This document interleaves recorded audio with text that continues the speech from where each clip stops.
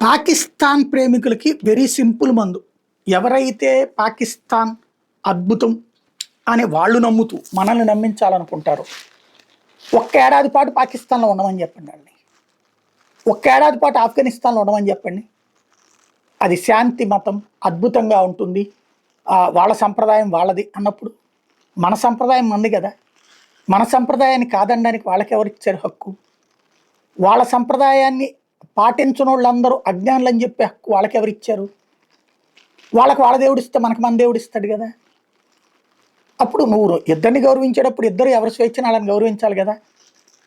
ఇప్పుడు ఈ పాకిస్తానీ ప్రేమికులు ఫస్ట్ ఆలోచించుకోవాల్సింది, మీరు ముందు మనుషులా కాదా, మానవత్వం ఉందా లేదా? మీ ఇంట్లో వాళ్ళని పొడి చేస్తే, లేకపోతే నిన్ను పొడి చేస్తే తప్పేం లేదు, పొడిచే హక్కు వాడికి ఉంది అని చెప్తావా? లేదు, ఎవడో సచ్చాడు కాబట్టి నాకేం ప్రాబ్లం లేదు, నేను చచ్చేదాకా ఎట్లాగే అంటే చెప్పు, రేపు పొద్దున 4 రోజులు పోతే జనానికే మండి వాళ్ళే పొడిచి పాడేస్తారు.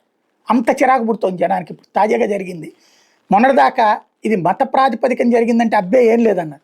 ఇప్పుడు అంతా బయటపడ్డాక కూడా ఇంకా దాచేటటువంటి ప్రయత్నం చేస్తుంటే జనాలకి చిరాకేస్తుంది. క్రమంగా విరక్తి పుడుతోంది ప్రజలకి. అసహ్యకరమైనటువంటి వివరణలు, మతంతో సంబంధం లేదు అని చెప్పి. నిన్న ఆవిడెవరో ఒక మహిళామణి మొన్న పాకిస్తాన్ వాళ్ళ ట్విట్టర్లోకి వెళ్ళి మాట్లాడొచ్చి పార్టీ నుండి సస్పెండ్ అయిన ఆవిడ గారు మళ్ళీ తాజాగా స్టేట్మెంట్ అనమాట. ఎవరో మాట్లాడిన దాన్ని పుచ్చుకుని అక్కడ ముస్లింలే సాయం చేశారు, అక్కడ ముస్లింల వలన ఇట్లా జరిగింది అంటే అదిగో చూశారని ఏం చెప్పింది. నువ్వు చెప్పేది ఏందమ్మా? అక్కడ కనబడ్డోళ్ళందరూ చూశారు కదా ఏం జరిగింది అన్నటువంటిది.